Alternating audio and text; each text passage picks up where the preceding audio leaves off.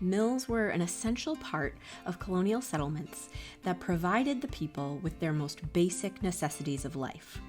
Grist and sawmills were built to process raw materials into ingredients they could cook with or supplies to build shelters. Mills would be located near bodies of water and stationed near the falls in order to harness the water power that would operate the machinery. The first grist mill in Taunton was built between 1639 and 1640, and it stood on the west bank of the Mill River, near present-day Cohannet Street and Cohannet Court, not far from Taunton Green. We visited professional miller George Whitley to learn about what it takes to operate a historic grist mill.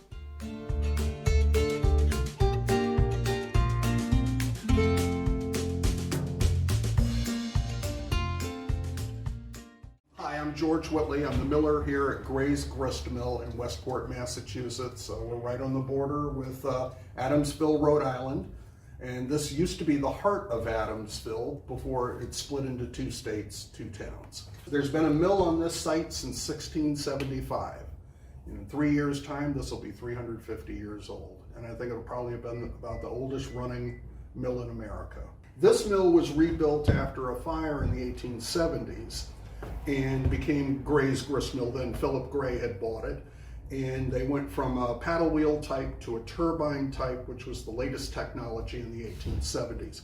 Everything I'm running is from that period. The stones are at least that old. I'm running granite stones to grind what we call Johnny Cake meal. Real Johnny Cake meal is made from Rhode Island whitecap flint corn, not any other corn. Otherwise, it's just a pale imitation. This is the most important thing, the corn. I grind what's called Rhode Island whitecap flint corn. It's also known as Eastern flint corn or Eastern 8-row corn. In Rhode Island, they might call it Narragansett corn. This corn was the indigenous corn to this area. It's the corn the Pilgrims ate. This area was grown primarily Pequods, Narragansetts, Wampanoags. Here, mostly grown in Rhode Island, but over here also, and out to Plymouth, probably parts of the Cape. You'll see it's 8 rows, hard as a rock. You can't eat it off the cob. You can't boil it. You can't really char it and cook it and eat it. It will break your teeth. So the natives always pounded it or ground it. And they didn't have milling per se. That came in with Europeans coming in here. And like I said, to me, this is the most important thing. It's not genetically modified. It's not hybridized. It dates back in this area to either 800 to 1000 AD. It's one of the oldest continuous corns out there in production, limited as it may be. And I think it's important just for the general biodiversity. You want, this food will not feed the planet. This one right here. The yield is low and all of that. But in the grand bell curve of things, it has a place. And it's important. You need the original genetic stock out there of different things. We may have to revert back to this. Anyway, we start out with the corn is the most important thing to me. And I have two types. I have this white flint corn. I have yellow flint corn. And the yellow is interesting. In the 1700s, this corn was brought to Italy and by merchants in New England, and eventually became pretty much all of northern Italy's polenta corn. And I'm trying to have here our own homegrown polenta that I grind, a traditional coarse mix. And I like to say, they're cousins with the Italians. We have the same ancestor 300 years ago. So I'm trying to revitalize this, but the whitecap corn is the main one. And there's only 3 or 4 farmers still growing this corn in any quantity that I could buy locally. It doesn't really grow anywhere else per se. In this area, it became something that totally adapted to the climate or the terroir or terrain here, and still is adapted. This you can grow it pretty much anywhere. Doesn't need a lot to grow it. It's very hardy, and it outraces the weeds, and it's so hard to chew, the animals leave it alone most of the time too. After the corn, then you have the mill. These are 54-inch stones. They're probably the largest running stones in America. I don't know, but I don't think there are any in New England that are this big anyway. And I run it every week. and I'm gonna be running it every day next week because I've got a lot to grind. We're gonna load corn into the hopper, which is the V-shaped top here. And a hopper is basically a funnel that will funnel the corn or whatever you're grinding into what's called the shoe, the feed shoe, but we call it the shoe. And the shoe, you'll see this stick over here, is called a damsel, and the damsel turns with the running stone. In our case, it's a top stone that's the runner stone. And as the damsel turns, it shakes the corn. So you're not just pouring it into the stone, you're feeding it in. You can control the rate. And that's very important for grinding, to get your grind right. Sometimes you have to adjust how fast or how slow it's feeding based on the humidity, how moist the corn is. There's a whole bunch of varieties that you just learn to do. I've been doing this for 7 years, and most of the time it comes out right. So sometimes it doesn't. So the corn will drop through this feed bag into the eye of the stone. And if we pulled this top stone off, you'd see it's really kind of a pretty picture. Around the center of the spindle is whole corn.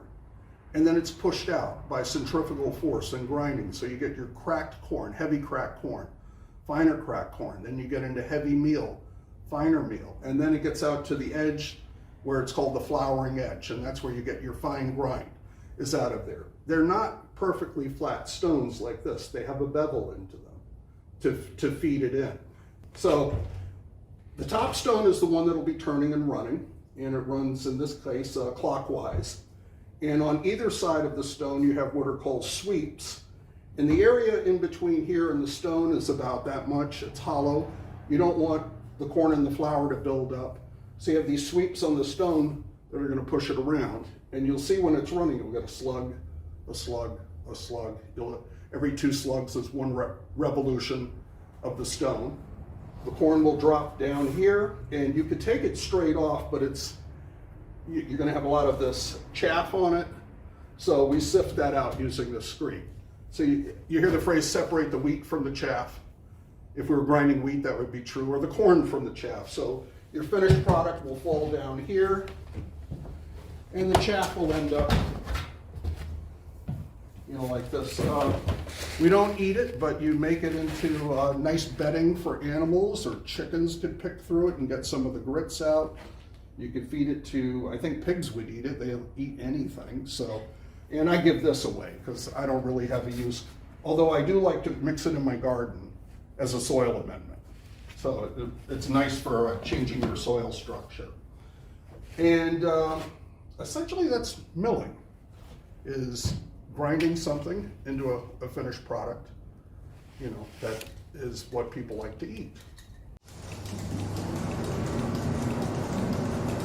At this mill, we grind a few different products. I grind a yellow corn, a Longfellow yellow, which I use to make a traditional polenta grind. And it is the cousin of the corn that went to Italy and became their northern Italian flint corn. And they're bringing some of the seed stock back to the US. I've seen it, the Hudson Valley Seed Savers have it, and they give it such a great marketing name. It's called autofile. Have you heard of autofile? Autofile. What does autofile mean? In Italian, it means 8-row. It's an 8-row corn. It's a very exotic name for essentially the same corn. Now in Italy, from what I understand, and I haven't been there, but I've talked to people, and I know some Italian bakers and chefs who love my polenta. I had the highest compliment I could get was a baker that I know, and I gave her some of the polenta to try, and she said, "This tastes like my childhood." I'm aiming for a traditional coarse grind, and it will have some heavy grits in it. And what I found is, some people know what polenta is and they like it, but what are other uses for it? And I'm going to mention a commercial product that everyone knows. You see it on the grocery shelf, panko. Now, panko has a certain grit and texture on it, but it's also made of wheat. It's not corn, and it has 3 or 4 other ingredients in it. So it is more of a processed, manufactured product. But in terms of texture, with my grind, I'm getting a very similar distribution of crunchiness or nuttiness. So my thinking is that, if you wanted to do a panko equivalent that I would say is gluten-free, because corn has no gluten in it, Our polenta is the best. So that's what I grind on these stones. I do have a new corn that I haven't ground yet, and I've got to grind it this week. I'm just going to pull over here. I'll pull some out to show you. And Hopi blue corn is from the Navajo Nation, Four Corners, although this was grown in Rhode Island. And there's a very sort of interesting story here. I think it was 2005 or 2006. The original farmer that I got my flint corn from was Harry Records. He passed away a few years back. And he owns Harry Here Farm. Harry Here Farm is run by his nephew. He's where I got all my corns from, including this. Harry, back in 2005 or somewhere in there, was at the Smithsonian for a living history exposition. And it was sort of a challenge thing of different farmers from around the country. They were looking at people that grew unusual corns. And so the challenge was, well, we know all the corns out there. Can anyone show us a corn we haven't seen? And Harry said, well, I got one. He pulled it out and they hadn't seen it. It was the white flint corn.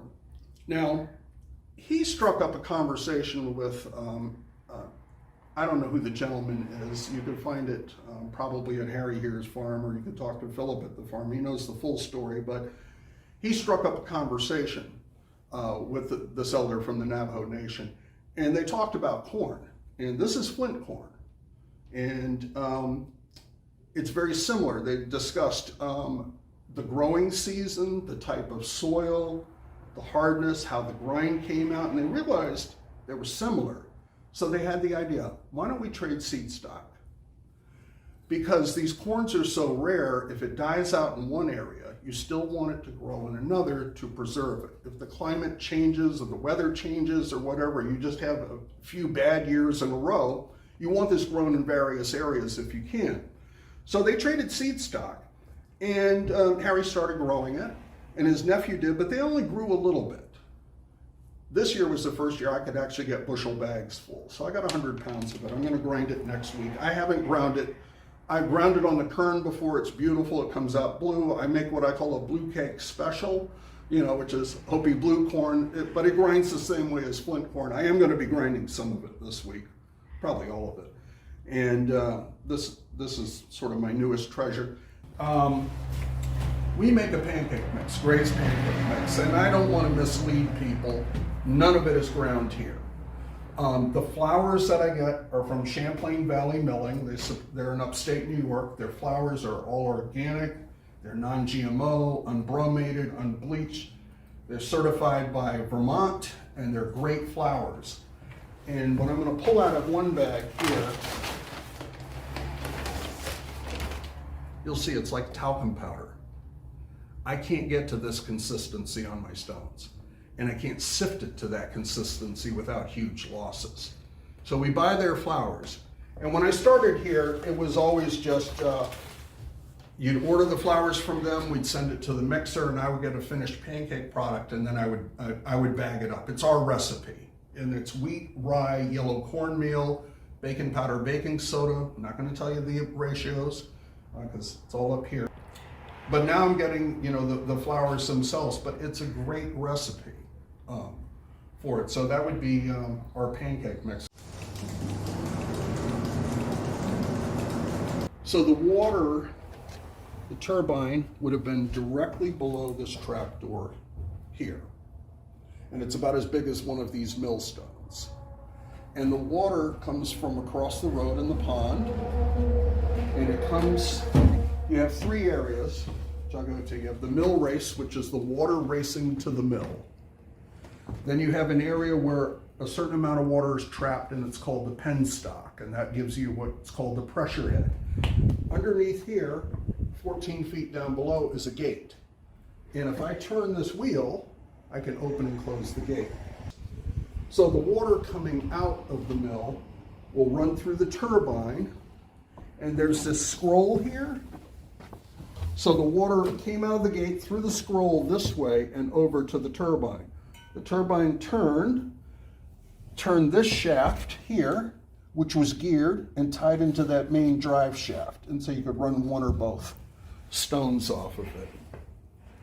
The water coming out of the penstock or out of the turbine in the back is called the tail race. It's racing out of the tail of the mill.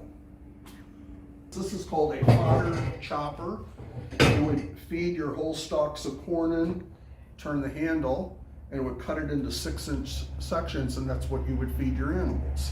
Then I have a 2-hole sheller here where you throw your corn in, and this was actually used in where the coffee shop is. It was hooked up in there, and they would shell corn with it, and the kernels would come out one end, the cobs would come out the bottom, and when they came out, they had a hole, like a little trap door in the coffee shop. All the cobs would go down in the basement, and then once a year they'd pay these kids to crawl down there and get them all out. Before I can grind it, corn has to be shucked. They take the leaves off here, and then you have the cob, corn on the cob, and you have to get it off the cob. So in old days you would break it off by hand or use a knife, to carve it off. But in the early 1800s to later, they came up with what are called corn shellers, and we have a couple here. I have this one that works. This is from the 1870s, and my farmer shells his corn with one of these, but he doesn't crank it by hand. He has it hooked up to an electric motor.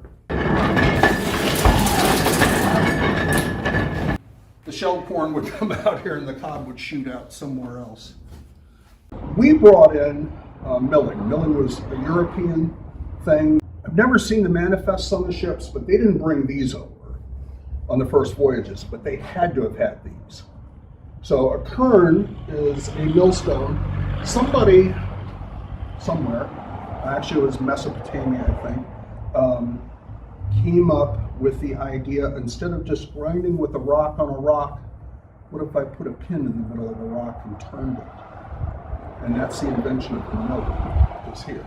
And so this is an early millstone. This works. You can grind a great meal with it, but it's not very efficient. More efficient than pounding or grinding by hand. If you grind with it and put corn in, whatever comes out of the sides, you're going to have to feed back in and do it 4 or 5 times before you get it down to a meal that you could cook. And I've done this at demonstrations. Let's grind some corn and then I'll make Johnny cakes with it. These two are from 1870s. This may be about 200 years old. It's a different stone. This is called a burr stone, which is B-U-H-R. It's a river quartz that's mined out of the Marne Valley in France, and it was mined from the 1500s up until the mid-1900s. It's not one solid stone. It's stones pieced together. If you ever see a stone with a solid steel band around it like that, it's a burr stone. Plaster of Paris is on top to balance it. These were considered the best stones in the world for grinding a fine wheat flour. So in a mill like this, if you had 2 stones, it's a great thing. You could run one or both at the same time. And if you had one down for repairs, you weren't out of business. And most likely you'd grind the harder, bigger grains or the coarser grains on your the granite stones, but you'd run your finer flours here. In 1980, when they restored the mill here, Ralph Gill bought it. He bought it from John Hart. When they restored the mill, they had to rebuild all the framing underneath, framing around this building. A huge job. So during that period, to keep the mill running, they bought this Meadows. And it looks old, but it was made in 1980. But it's a design that Meadows has had since 1920, and they still make these. I can get parts for this. They're out of Wilkesboro, North Carolina, but these are workhorses. Now, this is a different sort of revolutionary idea. Instead of having one stone on top of the other and having gravity do the work, they flipped it to vertical, and they push the stone in. And you can power this in a variety of ways. They actually, when they came out with these, you put it on the back of a flatbed Ford, take it out to a farm to grind for the farmer on site, hook it up to his plow and run it off the pulley of his plow. And so you had portable milling, and that gave farmers a lot more freedom than just selling their crop to a combine, and getting that price. They could control their grind and what they would sell and how, and get a better price for it. And then as they became wealthier, a lot of farmers started buying this, because why have the guy come in and do it when I can own my own? But the beautiful thing about having stones like that, you feed it from the top, you don't have anything sitting on the stones, you can run them faster and get far more production out of this per hour than you can one of these. The millstone's here. And if I want to tighten the grind, I just turn this handle and I'm pushing the millstone in. So I can get my grind the way I want, and I can just sort of set it and forget it. Whereas with a big stone like this, where meal is sitting there and you have the vagaries of wobble and all of that in these old stones, you have to keep a closer eye. And there's a very interesting man in this town, an inventor, Lou Yoder. Give a shout out to Lou. Lou has invented bicycle-powered milling equipment. He uses small steel burrs. You put your bike up, on a rack, you pedal it, and it's hooked up to this, and you can grind greens at your own home.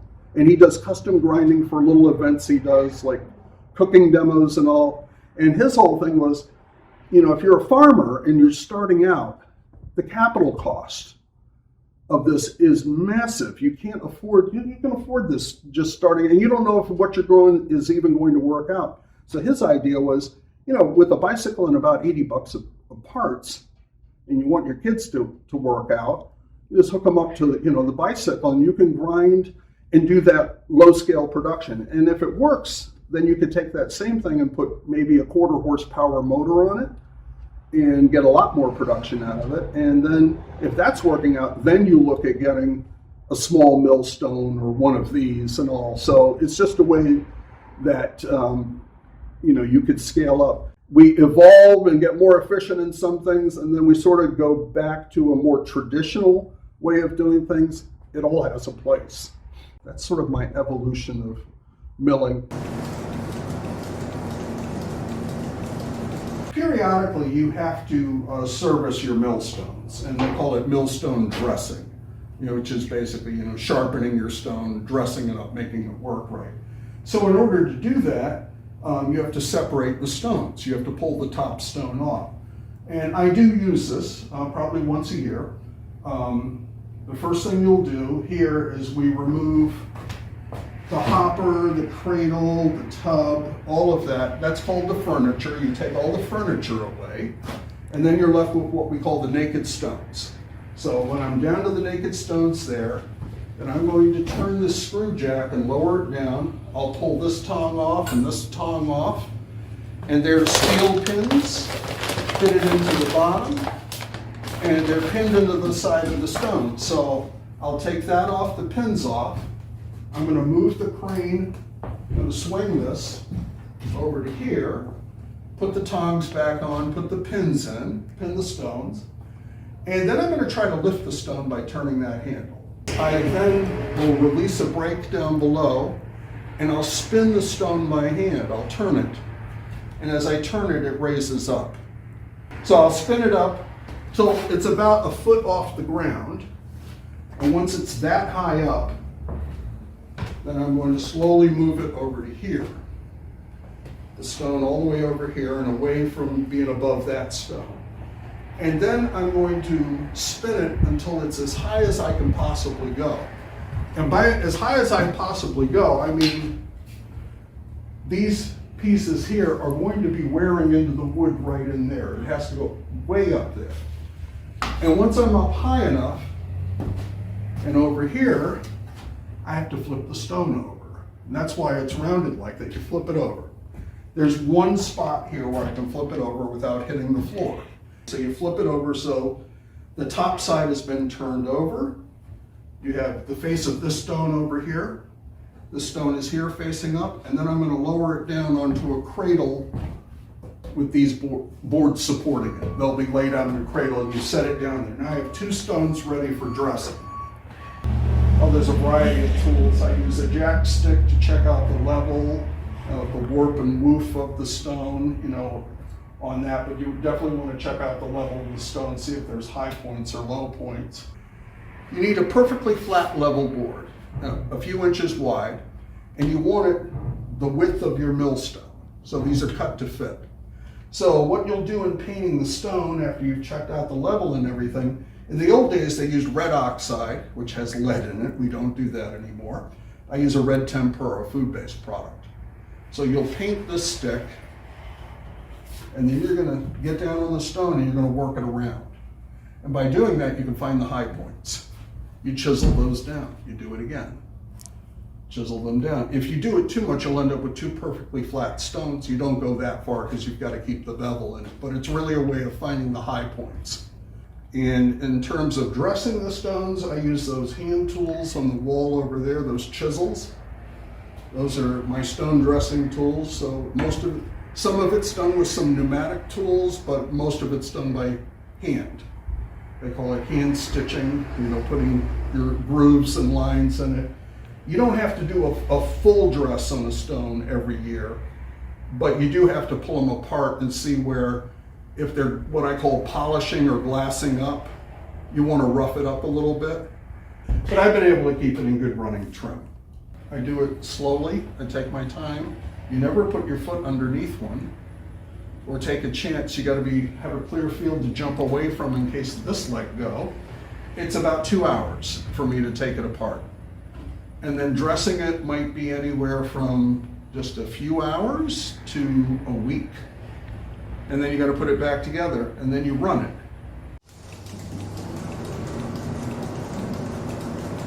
So we're going to start up the equipment and we're going to run some flint corn through to make Johnny cake meal.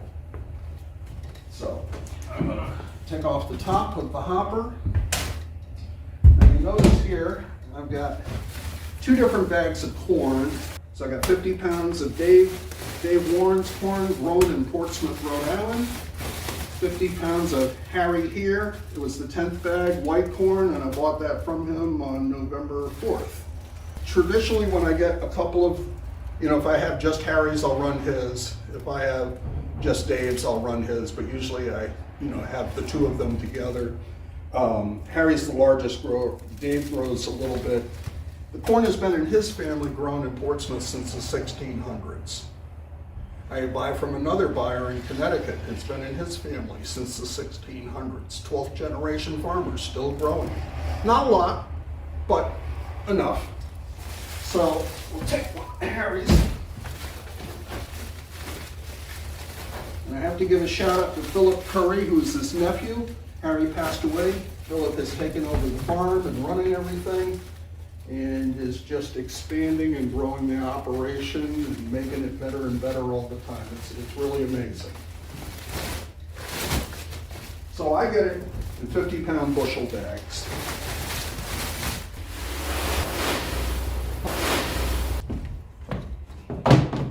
From the hopper, it falls into the shoe. And the shoe holds the corn and it shakes it. It'll be shaken by the turning of the damsel tied into the stone. And the corn will feed from there down into the eye of the stone. So we'll go around and down to start up the equipment. I can control a few things when grinding. I can control the rate of the feed, the speed of the stone, and the tightness of the grind by raising or lowering the millstone. It's pushed out with centrifugal force, and that's why you have this tub around it, and it captures it. On either side of the running stone are what are called sweeps, and they help sweep the meal out. It drops here into this chute, down into my sifter. Before I start up, last time I ran it, which was yesterday, I always leave the stones sitting in the last position. So they're not touching each other. There's a fine bed of corn all the way through. Acts like, a lubricant, if you will. But because I have a belt drive now running this, we're not water powered anymore. We're not diesel motor powered like they used to be after World War II. The first thing I have to do is separate the stones a little bit. And I do that by this mechanism here called a screw jack. And a screw jack is just a way to, with leverage, you turn a handle, you can raise and lower the stone. Yesterday my grind ended up here, my little guideline here, but I've got to separate it, so I'm going to turn it. And now if you look at the gauge, I'm higher. Now, I did not raise the stone an inch. I probably have raised it a 16th at most on that with this methodology. So I've released the tension on it, and now I've got to go to start up the equipment. And you see the stick turning? That's the damsel. And see how she clicks? Click, click, click. She'll be shaking the corn out. I'm going to build up the speed first.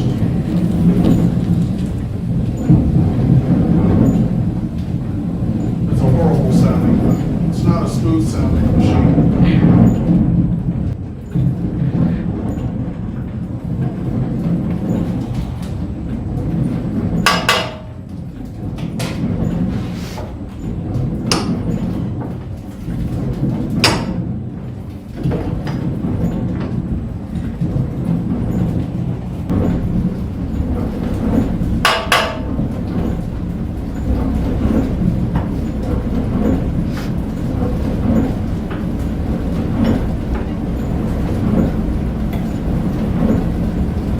Bring it down and tighten it a bit.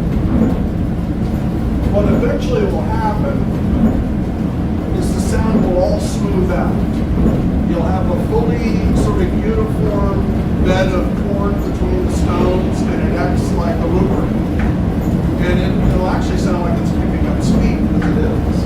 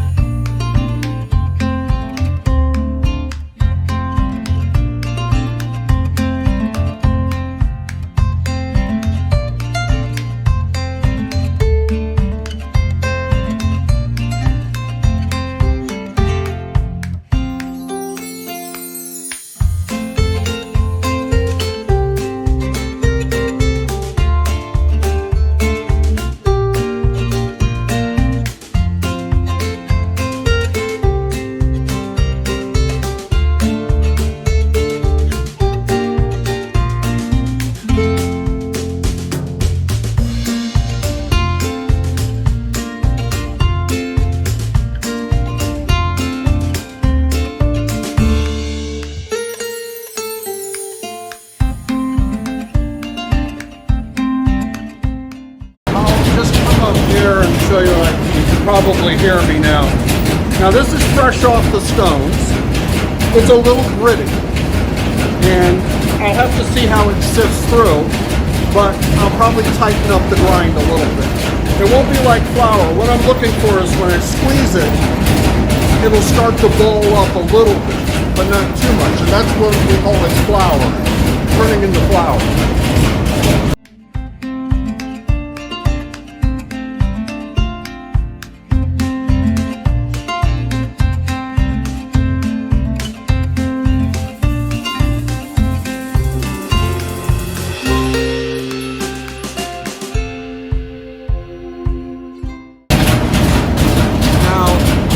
What I call the chaff, and I always check the chaff out because you'll get the broken outer shell, but right now you can see grits in there, and I need to tighten up the grind to grind those grits, because right now I'm just wasting corn.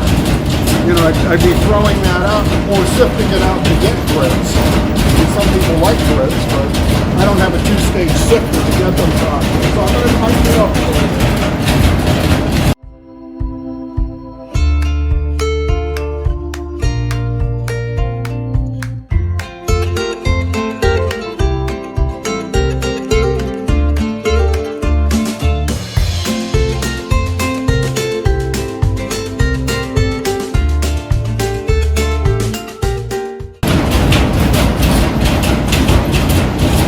See that it's balling up a little bit. It's been sifted, so a lot of the outer shell that's broken up, most of that's gone. It's got a little bit of grip to it, and it's a little too gritty for our normal Johnny cake. Perfectly fine for a corn meal, but I know I'd have customers complain. So.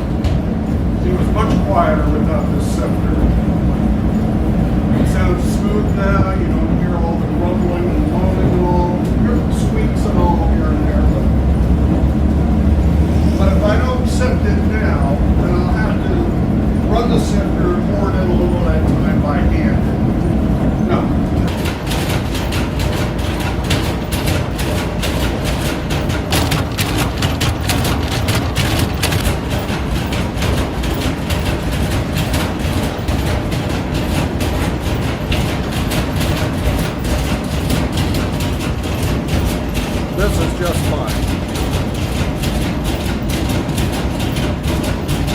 The tiny little grits, maybe little bits of the broken up outer part. A lot of nice fine flour in there.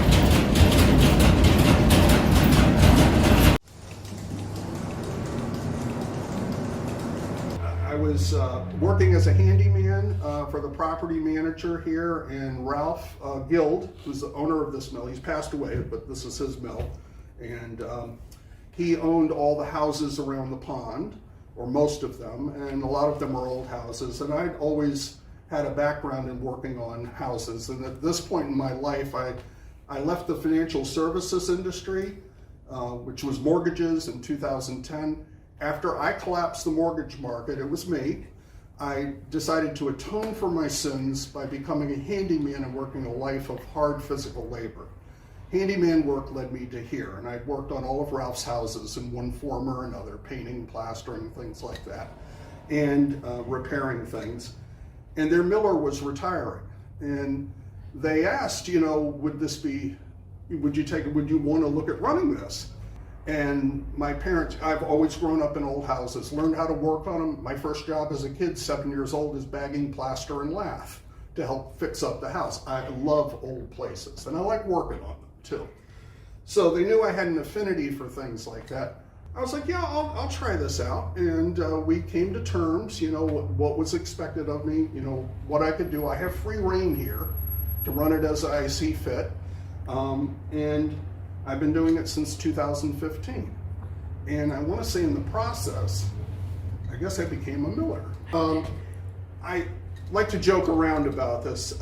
After about 6 months in this, I realized I may have joined a cult. And what I mean by that is, you know, it has cultish aspects, esoteric knowledge. Few people do it. The people that do it love it. They're passionate about it. It's sort of a dying thing, and we're trying to preserve and keep knowledge of this alive, keep it running. And after doing it a few more years, I have a passion for it. I think it's important, and I guess I've moved up into the recruiting ranks of the cult now. So if you'd like to join the children of the corn, as it were, come see us. So anyway, it just became something I love to do. You know, we joke about, you have farm to table, you know that phrase? I'm too. Because in between the farm and the table, you have to grind things if you're not serving fresh vegetables. People say no farms, no food.